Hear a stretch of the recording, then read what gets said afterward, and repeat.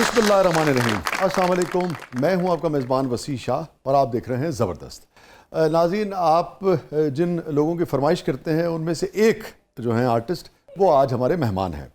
Young, talented, energetic, खूबसूरत, वजी और बेशुमार इनके हिट प्लेज आपने देखे हैं, बेशुमार इनके चाहने वाले हैं, फैंस हैं। हमारी ड्रामा इंडस्ट्री का एक बहुत ही अहम नाम हमारे साथ मौजूद हैं मुनीब भट्ट साहब।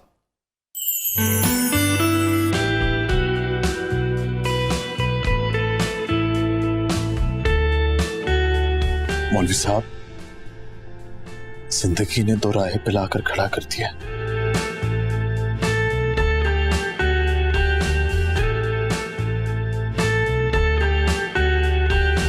नहीं, वो एक्चुअली मेरी अम्मी जी करीब खड़ी हुई थी ना, तो उनके सामने बात करते हुए थोड़ा अजीब सा लगता है।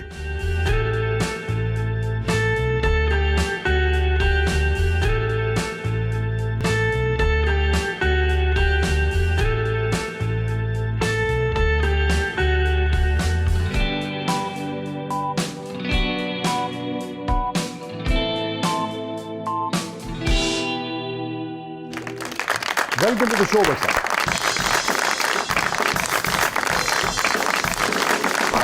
वालेकुम अस्सलाम। Thank you for coming. Please Good to see you and thank you for this lovely package. नहीं, ये तो कुछ भी नहीं है जितना आपने काम किया है और जितने खूबसूरत आप हैं माशाल्लाह। बड़ी पुरानी तस्वीरें निकाल के देखी, है ना? मैं तो खुद भी भूल गया था ये मैं ही हूँ।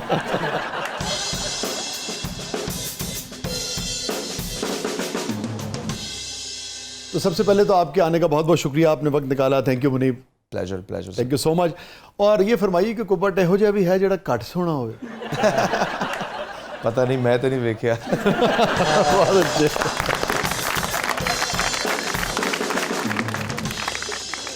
तो भट्ट साहब, कैसे आए आप इस शोबे में? शोबे में ऐसे आए कि मुझे हमेशा से जो है वो फोर्सेस में जाने का शौक था। पुलिस में पहले फौज में जाने का था, बाद में पुलिस में। तो एक दफ़ा मैं एक शूट देखने के लिए गया, वहाँ जाके देखा कि एक्टर्स को जो है वो बड़ी रिस्पेक्ट दी जा रही थी और काम भी बड़ा मज़े का लगा, इंटरेस्टिंग लगा। मैंने सोचा कि यार ट्राई करते हैं।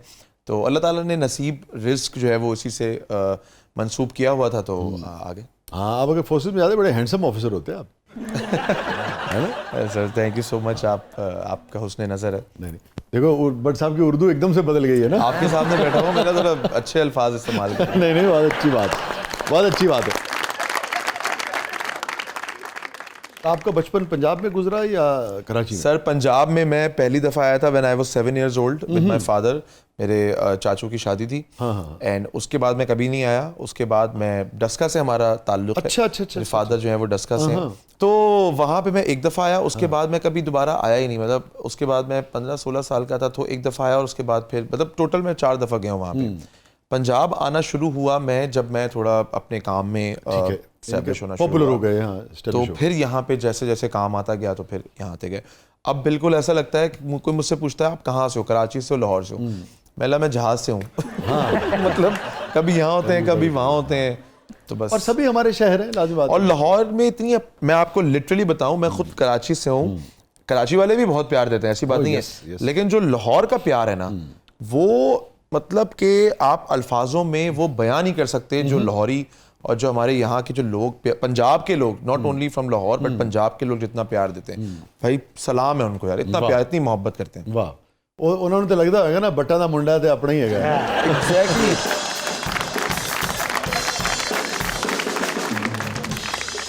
इतना प्यार करते हैं। मैं अंदरून में शूटिंग कर रहा होता हूँ कभी भी, तो कभी हम जैसे निकल पड़ते हैं क्या चलो यार कुछ खा के आते हैं ना, तो वो मोस्टली लोग पहचान लेते हैं। हाँ। जो नहीं भी पहचानते उनको हमारे एक्सेंट से पता चल जाता है कि यार ये जो है कराची का ही लग रहा है। हम जाते ही बोलते हैं जी भाई क्या अब क्या है आपके पास खाने में?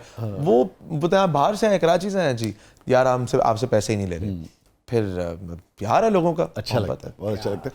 अच्छा, ये बड़ी खूबसूरत बात है कि आपकी फैमिली जो है वो यहाँ से है और आपका बचपन जो है वो वहाँ गुजरा है। ये दोनों जो एक मुल्क है, एक तहजीब है, एक कल्चर है, एक यानी कि एक ही हम उस यानी कि उसके बासी हैं, मगर शहर की चूँकि कॉस्मोपॉलिटन सिटी है ना, उस वजह से वहाँ का लाइफस्टाइल थोड़ा सा मुख्तलिफ है, यहाँ का लाइफस्टाइल थोड़ा सा मुख्तलिफ है।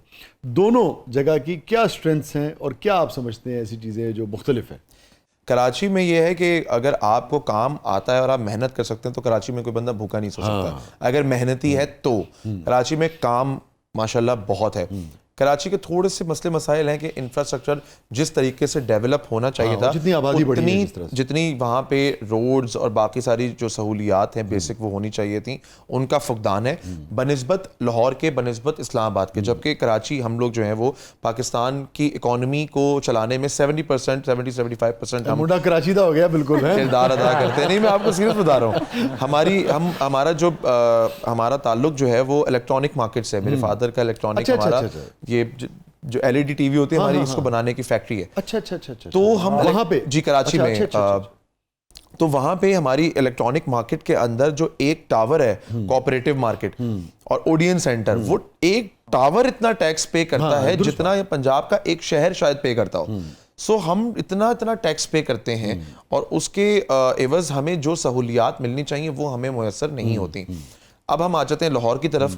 ये हमारा एक क्वालिटी है और एक इसका ड्रॉबैक है। लाहौर का सबसे अच्छी बात यह है कि लाहौर में हरियाली, लाहौर में रोड्स, लाहौर के लोग, लाहौर के खाने, लाहौर का कल्चर बहुत ज़बरदस्त और डस्का के नज़दीक। हाँ, ये भी है।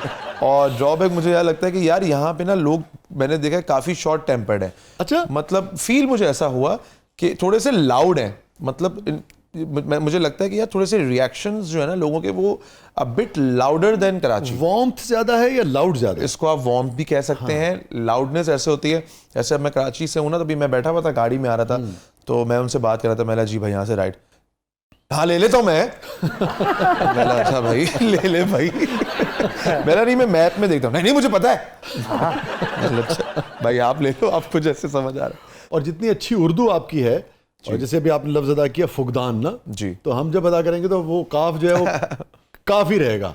तो जब आप फुकदान को फुकदान कहते हैं जी, तो यहाँ के जो आपकी फैमिली है और फैमिली फ्रेंड्स हैं वो क्या कहते हैं? सर उनके सामने हम बोलते ही नहीं है। ये सिर्फ आप देखें ना कि अगर मैं फॉर एग्जांपल किसी, जैसे आपके सामने मैं अभी इस वक्त जो है वो बैठा हुआ हूँ, तो मैं मुझे पता है कि आपकी उर्दू बहुत अच्छी है, तो मैं आपको इम्प्रेस करने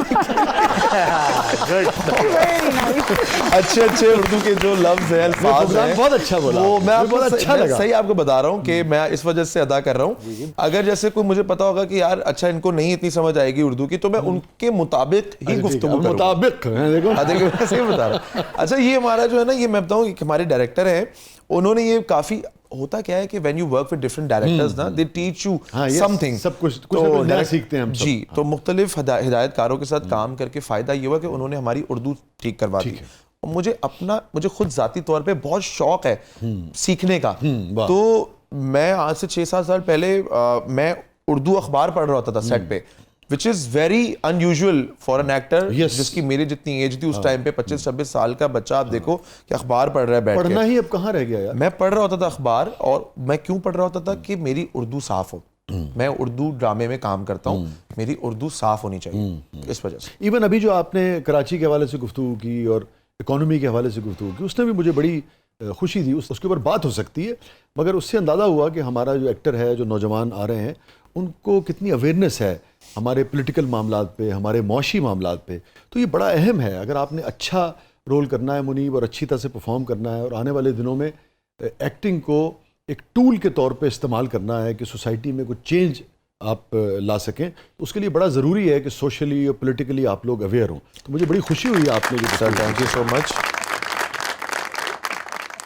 कौन सा प्ले आपने अब तक ऐसा किया जो आप समझते हैं कि अच्छा यार ये मेरे दिल के करीब था, और ये जो रूटीन के प्लेज होते हैं उससे हट के था? सर पिछले साल मैंने किया था एक ड्रामा सरे राह, जो कि USAID की प्रोडक्शन थी, को प्रोडक्शन थी आई ड्रीम एंटरटेनमेंट के साथ, और उसकी कास्ट में सबा कमर थी। वो एक टैक्सी ड्राइवर होती हैं, मुख्तलिफ पैसेंजर्स को बिठाती हैं, और हर पैसेंजर की एक अपनी कहानी होती है। आप उतर के पीछे बैठे, मैं आपको लेके चलती हूँ। मेरे बाबा हॉस्पिटल में, मेरे बाबा मर रहे हैं। तो वो जो ड्रामा था वो एक बहुत ही हट के, बहुत ही खूबसूरत उसका स्क्रिप्ट था।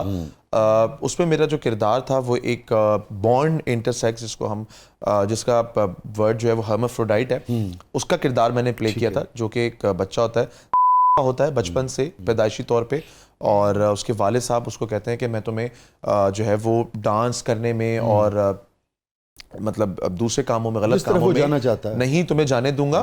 मैं तुम्हें जो है वो पढ़ा लिखा के CSS करा के मैं तुम्हें एक असिस्टेंट कमिश्नर देखना चाहता हूँ। तो वो बच्चा पढ़ता है और वो बच्चा असिस्टेंट कमिश्नर बन जाता है। और जब वो बन के उसका रिजल्ट आता है तो बाप को सिर्फ दिखाना चाहता है कि मैं बन गया हूँ, लेकिन बाप को हार्ट अटैक होता है, वो देख नहीं पाता अपने बच्चे को। तो वो जो किरदार था वो मैं पहली दफा आपको कैमरे पे बता रहा हूँ कि मैं एक बहुत इमोशनल आदमी हूँ, लेकिन फिर भी मैं कभी कोई सीन करते हुए खुद से नहीं रोया। मतलब मुझे पता है कि मैंने आंसू निकालने हैं, वो निकल आएंगे मेरे बगैर विक्स के, बट एक होता है आप रो गए। हाँ, अंदर से सीन करते हुए ना रो पड़े आप। मैं कभी नहीं रोया, मैंने बड़े रोने के कैरेक्टर्स किए हैं। वो जो एक सीन था उसमें वो वाले साहब जो है वो मेरे सामने वो जा रहे हैं और मैं इधर से उनको देख रहा हूँ। मैं सिर्फ ये कह रहा हूँ कि पापा आप आंखें खोल के सिर्फ एक दफ़ा देख लो कि मैं जो आपका ख्वाब था वो पूरा करके मैं बन गया हूँ। सिर्फ देख तो लो जाने से पहले एक दफ़ा। वो नहीं देख पाते और वो मर जाते हैं। तो बस वो उस पर मैं रो गया, मैं बहुत रोया उस पर। फिर वो सबा के हमारे साथ थी, हमारे डायरेक्टर भी थे, वो आए, उन्होंने मतलब उठा के पानी शानी पिलाया। तो after like 5 to 10 minutes I came back. तो मैं बहुत फंस गया उस वक्त।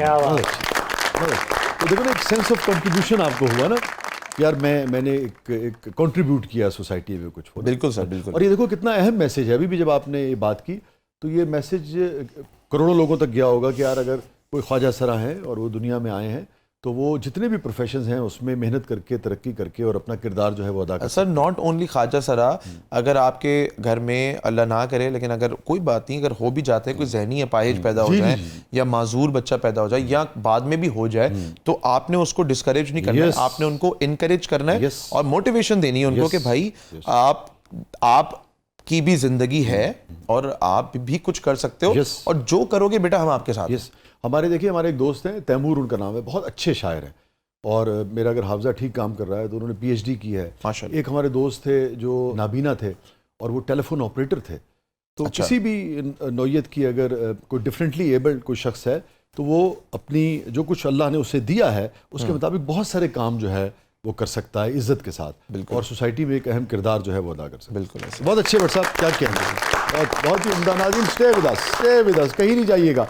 हमारे साथ मौजूद हैं एक सेंसिटिव, एक लर्नर और एक खूबसूरत, तंग पता है सोने लोग थे फिर सारे उन्हें सोने लग गए। और शायर तो आपको पता है उसको हसीन लोग अच्छे लगते हैं और अगर हसीन जो है वो सेंसिटिव भी हो तो और अच्छा लगता है।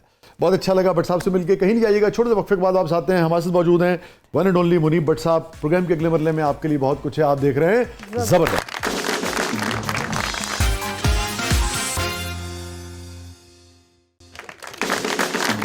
वेलकम बैक नाज़रीन। ज़बरदस्त में एक बार फिर खुशामदीद। और भट्ट साहब, हमारा सेगमेंट है जिसका नाम है मेरा कुछ सामान।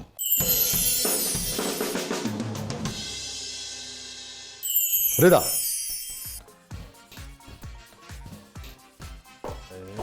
जनाब भट्ट साहब जादुई संदूक की तरफ बढ़िए। अरे वाह, इसमें तो काफी सारी चीजें। क्या याद आया मुनीब भट्ट साहब को? इन सबको देखे किसी एक चीज को देखे? हाँ, जो चीज आपको पहले वाह, इसमें जी बचपन में काफी दफा ऐसा होता था कि वालदा हमारी कहती थी कि चलो बेटा अदरक लहसुन इसमें डाल दिया है, उसको कूट दो। या फिर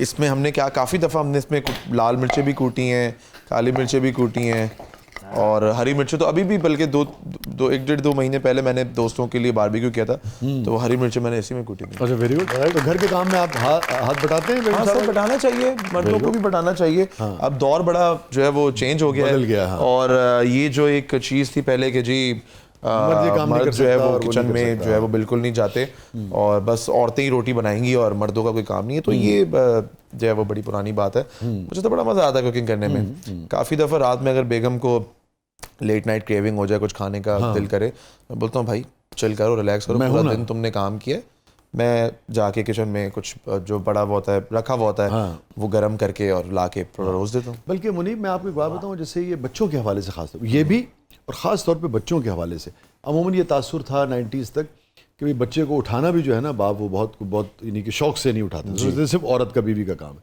मैं समझता हूँ कि बहुत मर्द मिस करता है जब वो अपने बच्चों के बहुत सारे काम नहीं। हाँ, ऐसा ही। अभी देखो ना वो यानी कि कितना कुछ हम मिस करते हैं। इवन वो जो यहाँ रख के उसको हल्का हल्का सुलाना सहलाना, जो भी मतलब सारे काम है। तो ये बहुत अच्छी बात है, मेरे ख्याल में इससे बहुत अच्छा मैसेज जो है हो जाएगा। और इससे अम्मा की मार वार याद नहीं आई आपको, या बहुत ही?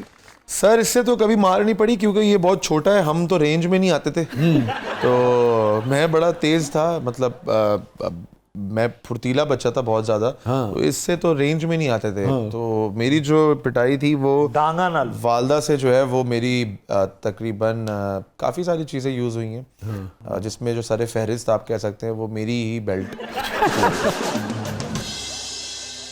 तो वो हमारे घर में एक डाइनिंग टेबल था, तो वालदा कभी अगर मारने के लिए हम शरारती बहुत मतलब नेक्स्ट लेवल, आप सोच भी नहीं सकते ना कि यार ये बच्चा कर सकता है 11-12 साल का। मैंने ऐसी शरारतें की। I was a very difficult child to raise, seriously. मैं तो अपने वालिदैन को देख, अब जब हम बैठते हैं मतलब यार आपकी बड़ी हिम्मत है, आपने मुझे जो है ना वो बड़ा बस बात याद आती है हमेशा। अगर डबल रोटी जो ब्रेड होती है अगर वो 7 रुपए की है तो मेरे घर में 10 रुपए की पड़ती थी। 3 रुपए मेरा कमीशन होता था। और लेकिन वो घर वालों को वो कहते हैं ना सर कि महंगाई जो है ना वो उतनी होती नहीं है, जो लाने वाले बच्चे होते हैं ना उनकी वजह से ज्यादा लग रही है। तो ये मेरी वेल सेड जी। रिदा,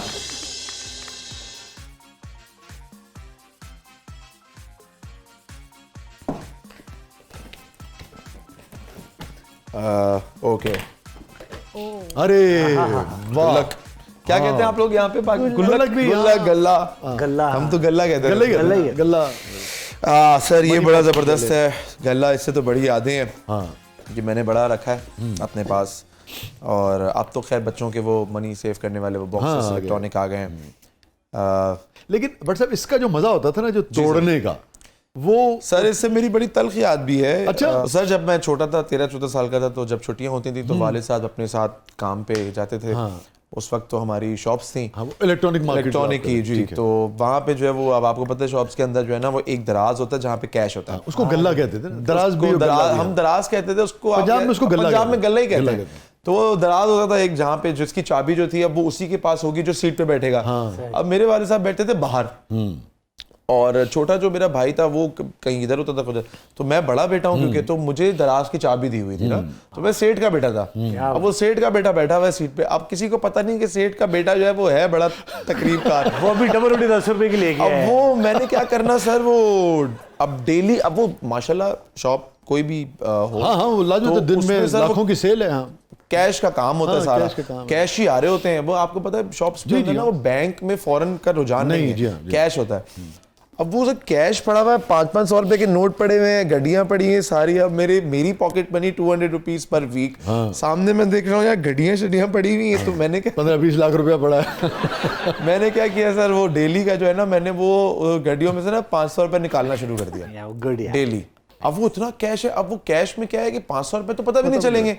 एक दिन निकाले, 2 दिन, 3 दिन। अब मैं एक ऐसा गुल्लक ले आया, अब डेली उसमें से मैं निकाल के लाऊं और एक 500 रुपए डाल दूं, निकाल के लाऊं और 500 रुपए डाल दूं। अब इत्तेफाक ऐसा हुआ कि 15-20-25 दिन बाद जो है वो मुलाजमा थी घर की, उससे सफाई करते हुए गुल्लक गिर गया। अब वो ठक करके टूटा तो 500 रुपए की गड्डियां। कौन कौन था वहां? वाला थी। अब वो देखा तो वो 500 रुपए के कड़क कड़क जो है ना वो चमचमाते हुए नोट।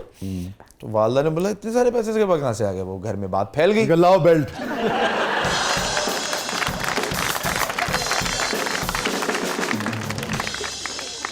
तो जी सर वो बात फैली तो मैं बता दे मैं तो मानू ही ना। ये भी एक बच्चों को मैं ये बड़ी नहीं देता एडवाइस, बेटा कभी मानो नहीं, एक्सेप्ट नहीं करो जो भी है, मुंह पे बोल दो नहीं, मैं सबूत भी हो बोलो नहीं। या बच्चों को दे रहे हैं कि शोहरों को दे रहे हैं? और ये हर किसी के लिए एडवाइस। और ये आपको बात हो कि बेटा मान जाओ, सिर्फ बोल दो हाँ मैंने किया है, माफ कर देंगे। बेटा इस झांसे में कभी नहीं आया। ये सबसे बड़ा झूठ होता है। बेटा मान लो कोई बात नहीं, गलती हो गई, माफ कर देंगे, बस बोल दो कि जी बाबा गलती हो गई। जहां आपने ये मान लिया ना वहीं से आपको दूसरी पड़ेगी। तो फिर उस वक्त आपने माना कि नहीं माना? नहीं सर मैंने मान लिया था, इसलिए एक्सपीरियंस इसलिए बता रहा हूँ। तो वालिदैन के लिए आज कोई सरप्राइज नहीं होगा ना? नहीं, उसके बाद सर मैंने छोटी छोटी, मैं तो बड़ी करता था असल में। मैं बता रहा हूँ, I was a very complicated child to raise. एक दफा मेरे पास गाड़ी थी, आई वाज लाइक 15-16 मेरे पास अब्बू ने गाड़ी दी हुई थी, लाइसेंस नहीं था तो इतना हम चलाते भी नहीं थे उसको ना रोड पे, ऐसे ही अपनी गली वली में चला ली कुछ। तो अब वो शौक आया भाई कार में साउंड सिस्टम लगाने का। अब मैं वाले साहब से कह रहा हूँ मुझे लगवाने दें, वाले साहब बोल रहे तो छोटे हो तो चलानी नहीं लगवाने दिया ना। तो हमारे पास वो इलेक्ट्रॉनिक्स का काम था, तो वो वायर्स होती थी ना छोटी, तो वो पड़ी होती थी घर में भी, कभी आ गई स्टोर में रखी हुई है वो। अब वो वायर में होता है कॉपर, अब वो कॉपर बिकता है। हाँ जी बिल्कुल। उसको खोल के कॉपर बिकता है वो 500 450, उस टाइम पे 400-500 रुपए पर केजी था, केजी के साथ। तो सर मैंने वो वायर्स बेच दी 10 केजी, वो भी आधे पैसों में और गाड़ी में जो है वो साउंड सिस्टम लगवा लिया। अब वो धन हो वो कहे यार इसके बाद पैसे कहाँ से लगवाने के लिए। अब वो 1-2 हफ्ते हुए होंगे, उसके बाद वो बंदे आए लोडर्स उठाने के लिए, बोले बट साहब ये सामान गायब है। अब उन्हें किसी को नहीं से बोला मुनीब भट्ट साहब को बुला लो, इन्हीं का काम है, बता देता लाओ बेल्ट। मेरा ही काम है।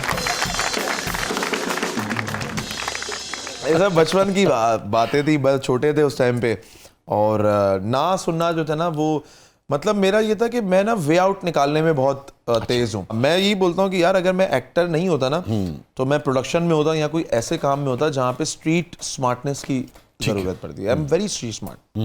Very good. रिदा जरा एक मरतबा और लेके जाए इनको, क्योंकि बहुत सारी यादें जो है ना भट्ट साहब ने आज वो संदूक से निकाली। 2-4 मारे रहेंगे।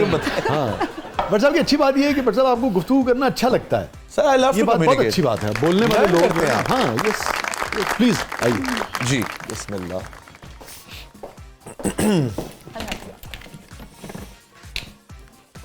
अच्छा चले मैं आपको ये कंचे ले लेता हूं। वाह जी वाह। बंटे। हाँ इसको सर आप लोग क्या कहते हैं पंजाबी? यहाँ बंटे कहते हैं, उधर कराची में कंचे कहते हैं। कंचे कहते हैं ना सर। छोटे होते थे, इसमें गेम होता है कली जोटा जी। हाँ कि सिंगल है कि डबल है सर इसमें या ऑड एंड इवन हम कहते हैं इंग्लिश में, कली जोट, ताक और। तो सर इसमें ना एक टेक्निक बेसिकली क्या है कि 1 2 3 4 5, ठीक है ना। अब ये 5 है, अभी आपने बताया लाओ ये लो सर। आओ चलो। अच्छा सर इसमें क्या है, इसमें हाथ की सफाई भी है ना। तो जैसे फॉर एग्जांपल आपने बोला क्या है, कल्ली जोड़, कल्ली ये हल्का सा इधर से ही खड़ा, ये लो। Out of practice but it was like this. हां कर ले। हाँ गिरा दिया, पता है 5 से 4 कर दिए। हां बट साहब ये सर हर मामले में गड़बड़ दी है सर। मुझे बस अब मिनिस्ट्री मिलनी चाहिए कोई। वेल सेड यार, बहुत अच्छे। काजी स्टे विद अस, कहीं नहीं जाइएगा। हमारे साथ मौजूद हैं टैलेंटेड हैंडसम मुनीब भट्ट साहब। आप देख रहे हैं जबरदस्त। प्रोग्राम के अगले मरले में आपके लिए बहुत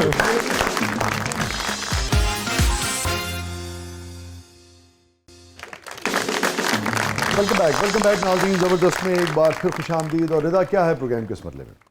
मुनीब अब हमारा सेगमेंट है जबरदस्त, पब्लिक सब जानती है, तो ये देखते हैं पब्लिक आपसे क्या जानना चाहती। जी मुनीब।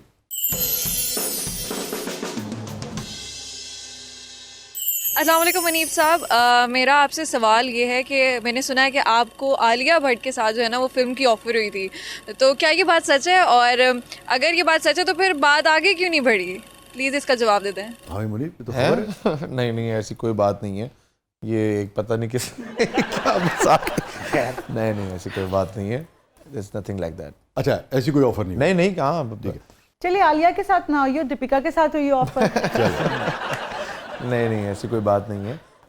इंडियन मूवी मुझे एक ऑफ़र हुई थी बिल्कुल, लेकिन वो इंडियन पंजाब की जो लंदन में शूट होती हैं, जो लंदन और कनाडा में जो हमारे जो इंडियन पंजाबी हैं पाकिस्तान में भी लगती हैं, वो मूवी थी। एंड उसकी हमारी बात भी चल रही थी, लेकिन फिर पता नहीं क्या हुआ था कि वो मूवी प्रोडक्शन रोल पे नहीं गई, मतलब सेट पे नहीं गई मूवी। कौन था उसमें? सर मुझे नाम सही तरीके से याद नहीं है, लेकिन ये कि ये इंडियन कास्ट थी और कुछ पाकिस्तानी एक्टर्स। कुछ पाकिस्तान आजकल वो बहुत हिट है ना वहाँ। सोनम बाजवा। हाँ सोनम बाजवा। हाँ सर माशाल्लाह वो शी इज़ वेरी प्रिटी। तो मुनीब भट्ट को सोनम बाजवा पसंद है? सर खूबसूरती की देखें, मैं आपको बात बताऊं, खूबसूरती अल्लाह ने अगर किसी को खूबसूरती दी है या खूबसूरत बनाया है तो इसकी तारीफ करनी चाहिए बेशक। और इसमें कोई बुरी बात नहीं है। अगर मुझे कोई इंसान खूबसूरत लगता है तो उसकी तारीफ करने में मुझे कोई मसला नहीं है, कोई बुरी बात नहीं है। जैसे आप मुझे बहुत अच्छे लगते, तो मैंने आपको बताया आप आते ही कि मैं आपके साथ बड़ा लाइक करता हूँ। थैंक यू मुनीब, इसमें क्या बुरी बात। Thank you so much. मगर मेरी तारीफ पे तो बेगम साहब आपकी शायद खुशी हो जाए कि चलो वसी भाई को इन्होंने अच्छा कह दिया, मगर ये सोनम बाजवा की तारीफ पे क्या कहेंगी?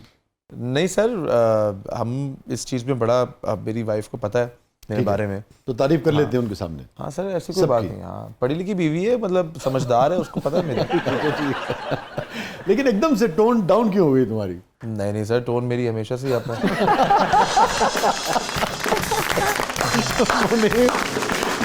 पूरे अब तक की जो एनर्जी थी वो एक तरफ और ये जो चंक है ये एक तरफ। नहीं सर। जी मेरा मुनीब भट्ट से सवाल है कि आप सच सच बताएं कि आप ज़्यादा अच्छी अदाकारी करते हैं या एमन, और आपने रियल लाइफ में कभी एमन के साथ अदाकारी की है? सर मुझे लगता है कि एज एन एक्टर अगर आप देखें तो वो मुझसे कई ज़्यादा टैलेंटेड और बहुत ज़बरदस्त अदाकारा हैं।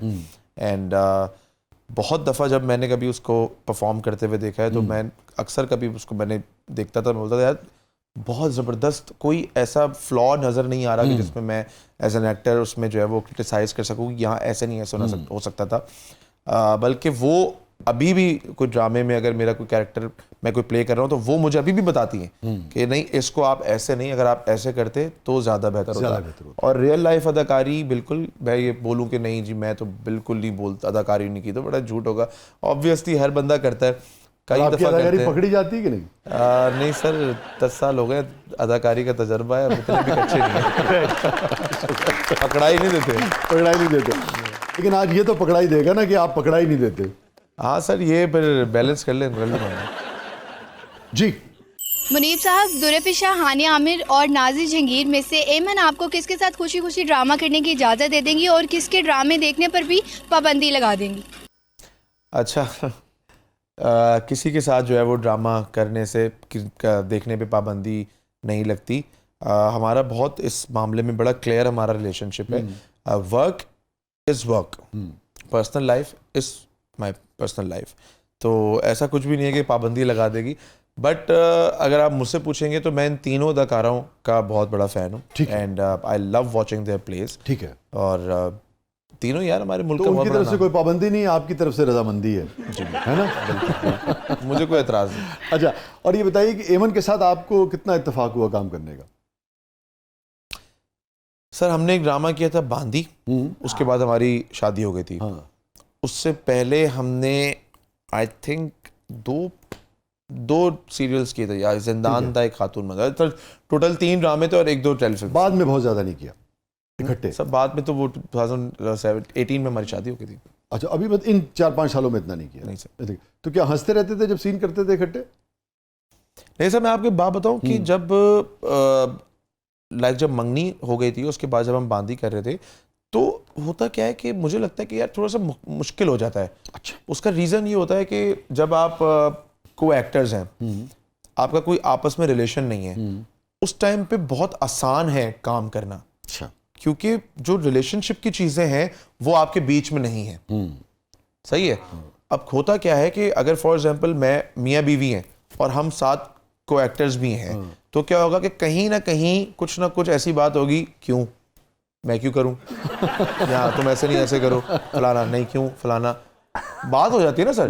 अब को एक्टर्स के साथ अगर मेरी कोई को एक्टर है तो मैं अगर उसको प्यार से जाके अगर बोलूंगा ये बात कि यार मैं चाह रहा हूँ कि हम उस सीन को ऐसे बनाएं, वो मुझे आके बोलेंगी कि मैं चाह रही हूँ ऐसे बनाएं, तो हम उसको बिल्कुल एक प्रोफेशनल तरीके से डील करेंगे ना। बट जब आप मियाँ बीवी हैं तो आप मियाँ बीवी हैं यार। बहुत सारी चीज़ें तो वो बड़ा मुश्किल हो जाता है यार, मियाँ बीवी आपस में कैसे, मतलब for me it's very difficult. इसलिए सिलसिला में रेखा के साथ ज़्यादा अच्छी केमिस्ट्री थी अमिताभ बच्चन।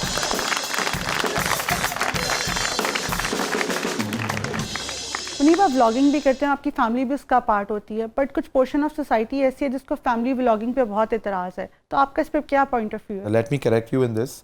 फैमिली, मेरी जो मदर है वो मीडिया पर्सन नहीं है। आज तक आपने कभी मेरी मदर को मेरे व्लॉग में नहीं देखा होगा। मेरी सिस्टर जो है, या मेरी जो सिस्टर इन लॉ, मेरी भाभी, मेरे छोटे भाई की जो वाइफ है, वो भी मीडिया से नहीं है, वो कभी नहीं आई मेरे व्लॉग के अंदर। मेरे वालिद साहब हैं, ईद पे कभी अगर मैं उनसे ईद मिल रहा हूँगा तो वो एक शॉट लगा होगा क्योंकि मैं अपने वालिद साहब से ईद मिल रहा हूँ। आज तक कभी उनका कोई टॉकी नहीं है। मेरा छोटा भाई है, हार्डली उसके 2-3 कभी मैंने लिए वरना वो नहीं है। जो एमन शादी से अदाकारा पहले है भी एस्टेब्लिश्ड एक एक्टर actress थी, है। एक पब्लिक प्रोफाइल थी। इस वजह से वो भी बहुत ज़्यादा, मैं उसको नहीं लेता, वो भी कभी, क्योंकि बीच में अगर हम चल फिर रहे होते हैं या कुछ आ रहे होते हैं, कोई बात करनी होती है अपनी वाइफ से, तो मैं कर लेता हूँ, because she was established actor before marriage. अगर वो नहीं होती मीडिया से तो शायद वो उसको भी मैं नहीं लेता। जहाँ तक बात है फैमिली व्लॉगिंग की, अगर कोई करता है, बहुत सारे यूट्यूबर्स हैं, हम देख रहे होते हैं, बड़े फेमस यूट्यूबर्स हैं, वो कर रहे होते हैं, तो इट्स देयर ओन चॉइस। मैं कभी किसी के कंटेंट के ऊपर जो है वो उंगली नहीं उठाता।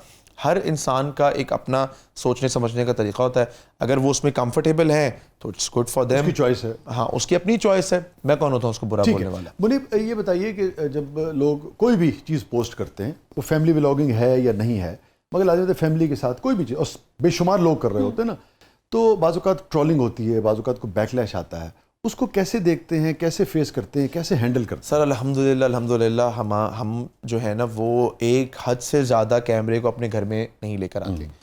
मतलब ये कि मेरे घर में मेरी बहुत सारी चीज़ें हैं जो कि हमने सोशल मीडिया पे हमने नहीं डाली। मुझे इतने मैसेजेस आते हैं, अपना होम टूर करा दें, अपनी गाड़ियाँ दिखा दें, अपनी जो है वो, हैं? अच्छा, ये सब आप नहीं करते? सब मुझे अच्छा नहीं लगता कि मैं अपनी चीज़ें जो है ना वो लोगों को मतलब सोशल मीडिया पे ला के दिखाऊं। उसका रीज़न ये होता है कि सर बहुत सारे लोग हैं, और अब की सोसाइटी में बहुत सारे लोग हैं जो बहुत सारी आसाइशें तो दूर की बात है, जो घर की Yes, बेसिक महरूमियां नेसेसिटीज हैं ना हैं कितनी, हाँ। वो भी उनकी पूरी नहीं हो रही, और मैं उनको एक लेविश लाइफस्टाइल दिखा के उनके दिल में और जो है ना वो एहसास कमतरी डालूं और उनके दिल को बुरा करूं, तो सर मेरा दिल बहुत अच्छे हैं। Very good, yeah. बहुत अच्छी बात है, और मैं बहुत इस पर आपको दाद दूंगा। आप इतने यंग हैं, मगर ये इतनी सेंसिटिव बात आपने की है, और हालांकि आपका काम है, आप एक्टर है ना, उसके बावजूद भी आप ये सोचते हैं कि यार ठीक है, मुझे जो खुदा ने दिया है मैं उसको बरतूं तभी उसका इस्तेमाल तो करूं, मगर लोगों को दिखाने की क्या। जी सर, बहुत अच्छा। क्या कहते हैं नाज़रीन, स्टे विद अस, कहीं नहीं जाइएगा।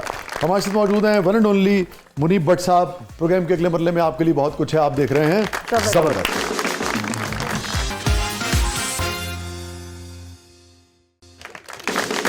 वेलकम बैक नाज़रीन, ज़बरदस्त में एक बार फिर खुशामदीद। और मुनीब, हमारा सेगमेंट है जिसका नाम है कैथारसिस।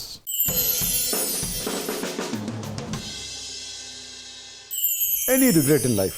सर रिग्रेट मुझे लाइफ में ये है कि अपने करियर के कुछ साल मैंने जो है ना वो बहुत डर के गुजारे।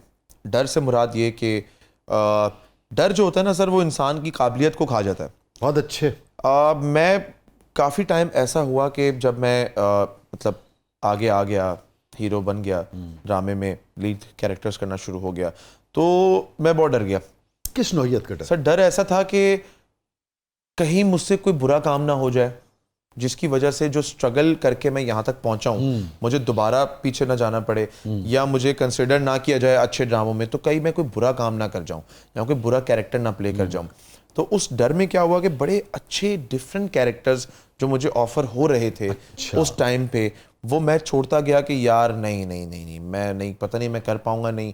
अब एक डिफरेंट कैरेक्टर है, एक डिफरेंटली डिसेबल्ड पर्सन का कैरेक्टर है, तो वो मुझे ऑफर, इस तरह के और भी मुख्तलिफ किरदार ऑफर हुए। अब मैं लोगों को तो मैं ये बोलता था कि यार मतलब मुझे समझ में नहीं आया भाई सेलेक्ट, लेकिन एक्चुअली मैं डरा बहुत था अंदर से कि पता नहीं मैं ये कर पाऊंगा नहीं, इसका क्या रिएक्शन आएगा, क्योंकि जो आपके आगे पीछे लोग होते हैं वो आपको बोल रहे होते हैं नहीं तुमने तो बड़ा साफ सुथरा काम करना है ऐसे।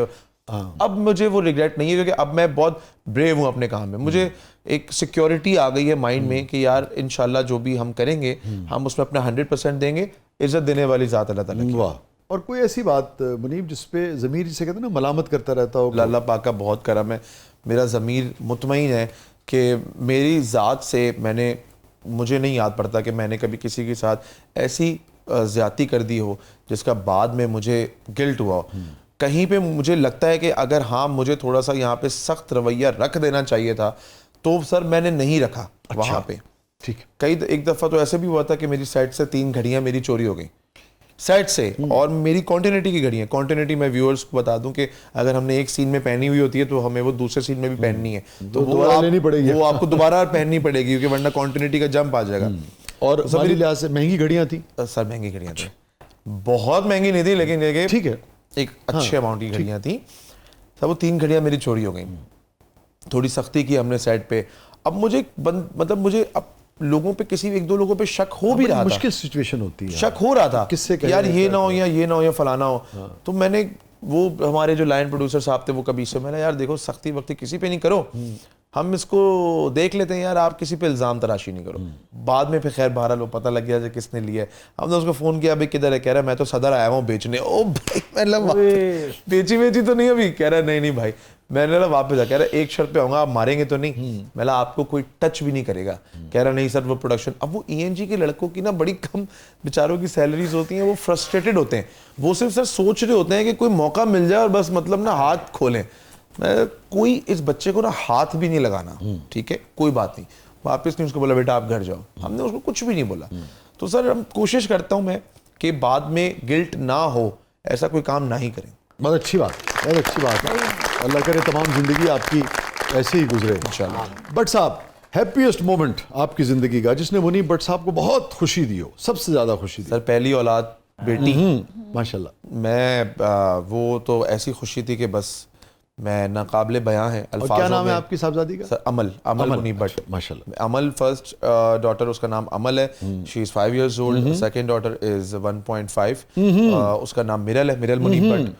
तो दोनों से इक्वल मोहब्बत है, लेकिन जो पहली औलाद की खुशी होती है, अच्छा अक्सर मेरी वाइफ मुझे कहती है यार तुम अमल से ज्यादा मोहब्बत करते हो। मैंने यार मैं उससे ज्यादा बाप कोई भी अपनी किसी भी बच्चों में फर्क नहीं कर सकता कि मैं इससे ज्यादा कर सकूं। अब मेरे दो हाथ मगर ये तजुर्बा ही पहली बार होता है ना, तो उसका कोई मैच है नहीं दुनिया में। तो जो पहली औलाद होती है ना उससे वालिदैन की मोहब्बत एक अलग लेवल की होती है।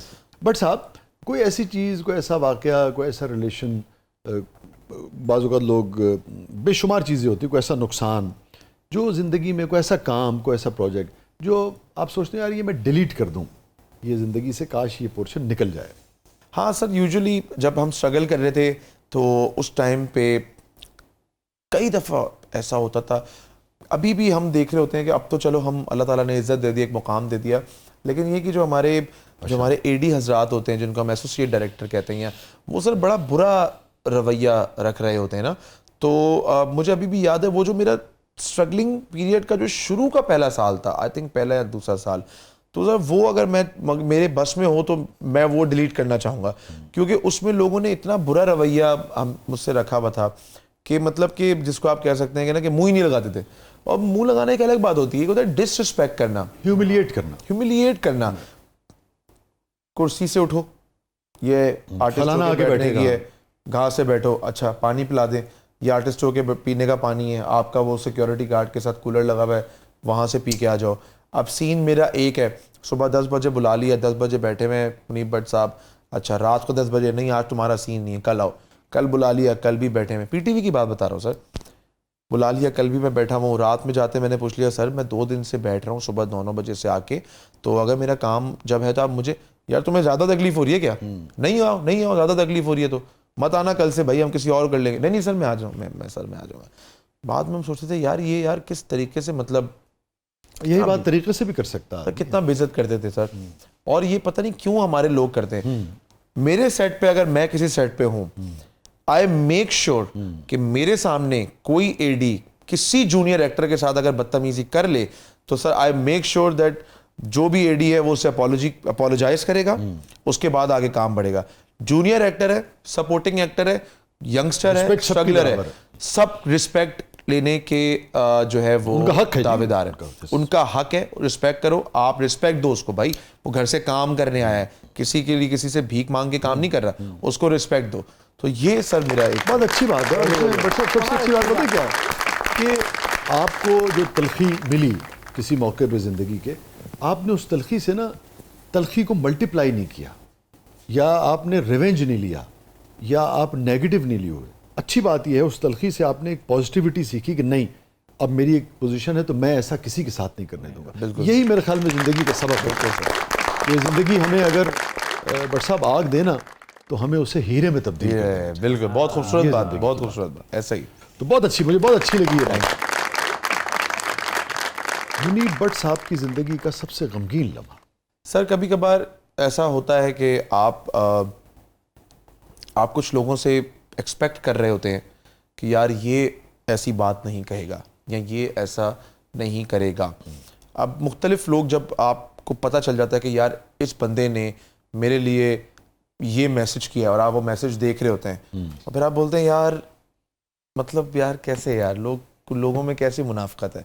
मतलब ठीक है, अगर कोई काम का अगर प्रोफेशनली कोई राय रखता है वो एक अलग है, that is a different thing. कोई समझता है मैं अच्छा अगर हूं, फॉर बुरा हूं, एक एग्जांपल अलग मुझे चीज़ है। कोई मेरा बहुत अच्छा दोस्त है या कोई मेरी बहुत अच्छी दोस्त है और मुझे नहीं कंफर्टेबल हो रहा उसके साथ काम करने में, दोस्त अच्छी है लेकिन काम मैं नहीं करना चाह रहा, दैट्स अ सेपरेट। बिल्कुल, तो वो प्रोफेशनलिज्म है ना, बिल्कुल समझने वाली बात है। बट दोस्त है और कोई दोस्ती में इस तरह की कोई बात हो जाए कि जहां पे आप एक्सपेक्ट ना कर रहे हो कि यार ये मतलब ये तो मुनाफकत है यार, हिपोक्रेसी है, आप ये तो बगल में छुरी मुंह पे राम राम वाली बात है सर। ये वाली चीज मुझे बहुत गम देती है।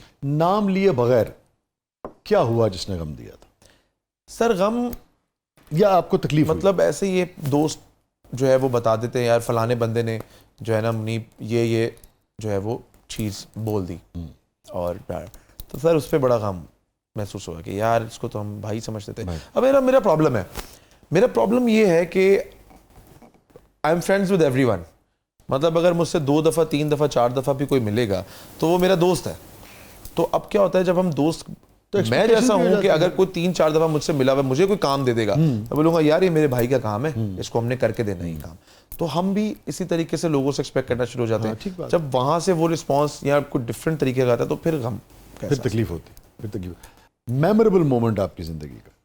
सर पहली दफा मैं 18 साल का था, 17-18 साल का था और बहुत हम मेहनत कर रहे थे कि कोई, अब शुरू तो हो गए थे, 16-17 साल से मैंने डिसाइड कर लिया था कि अदाकारी में आना है। अब मेहनत तो कर रहे थे तो एक जगह ऑडिशंस हो रहे थे, ऑडिशन में मेरी सिलेक्शन हो गई। सिलेक्शन हुई तो सर उन्होंने पासपोर्ट ले लिया कि जी वो पासपोर्ट दे दें, आपका जो कमर्शियल है वो बाहर शूट होगा। अब मैंने दे दिया तो सर वो उसमें ना 2 सीक्वेंसेस थे, जो बाहर वाला सीक्वेंस था उसमें मुझे नहीं लिया, कराची वाले मुझे ले लिया। मैं बड़ा उदास में लगा यार, 18 साल की उम्र में यार बाहर मुल्क जा रहा था, वो भी प्रोडक्शन के खर्चे पे, और मज़ा आ जाता यार, बड़ा मैंने रिग्रेट किया यार।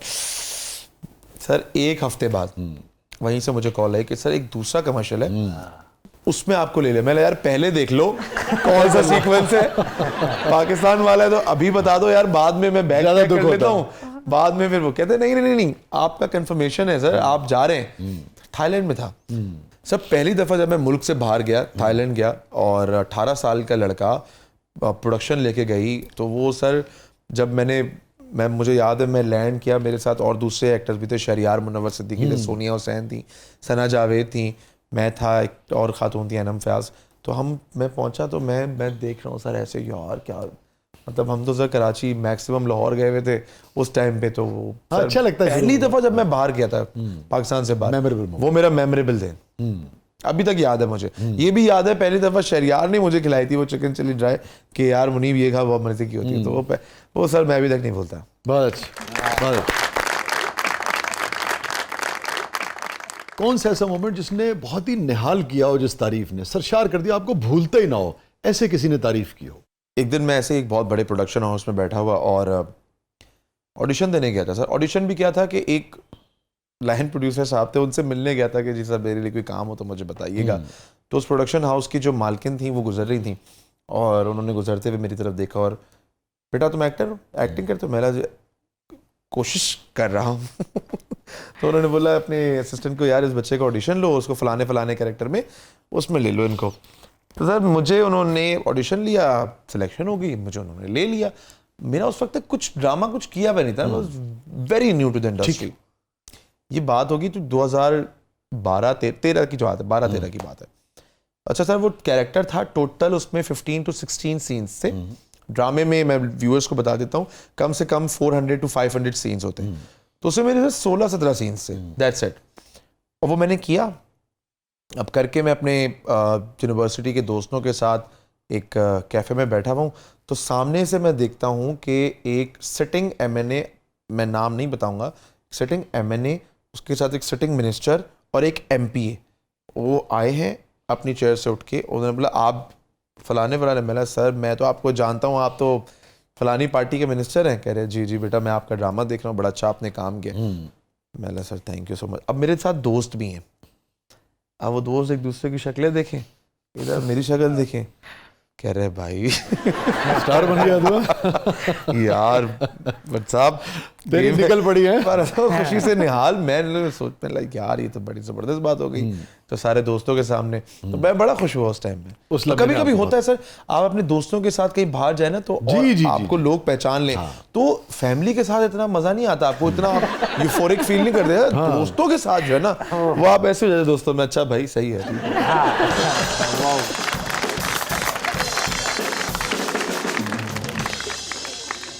Thank you so much Muneeb, आप तशरीफ लाए, बहुत अच्छा लगा आपसे बात करके। Thank you sir, like thank you so much, thank you so much. नाज़रीन, ये था आज का ज़बरदस्त। अपने फीडबैक से हमें आगाह कीजिएगा।